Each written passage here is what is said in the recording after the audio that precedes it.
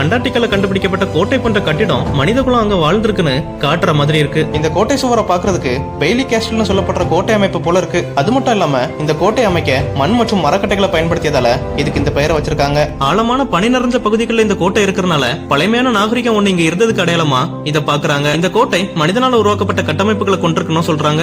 இந்த கோட்டையை செயற்கைக்கோள்ல படம் பிடிச்சு பார்க்கும்போது ஒரு மிகப்பெரிய கட்டடம் சிதைந்து போனா எந்த மாதிரி இருக்குமோ அதே தோற்றத்துல தான் இருந்தது. ஆனாலும் சில அறிவியல் அறிஞர்கள் என்ன சொல்றாங்கன்னா, இயற்கையாக உருவாகக்கூடிய சஸ்ட்ருகா அப்படி சொல்லக்கூடிய பனிப்படிவம் கூட இப்படிதான் இருக்கும்னு சொல்றாங்க. ஆனா இந்த பனிப்படிவ அமைப்பு காற்று வீசுற திசைக்கு ஏற்ப அதோட வடிவம் மாறுபடும். ஆனா இந்த கோட்டையில அந்த மாதிரி எந்த ஒரு மாற்றமும் தென்படல. அதனாலேயே இந்த கோட்டையை பற்றிய மர்மமும் இன்னும் நீடிச்சுக்கிட்டு தான் இருக்கு. இதோட முழுமையான மற்றும் உறுதியான உண்மையை எந்த ஒரு ஆராய்ச்சியாளர்களாலையும் இதுவரைக்கும் சொல்ல முடியல. இன்னொரு விஷயம் என்னன்னா, அண்டார்டிகால கடந்த 1000 ஆண்டுகள்ல இல்லாத அளவுக்கு இப்பதான் பனிக்கட்டிகள் மிக வேகமா கரைஞ்சு வருதான். இத ஆஸ்திரேலியா மற்றும் பிரிட்டனை சேர்ந்த ஆராய்ச்சி குழு கண்டுபிடிச்சிருக்கு.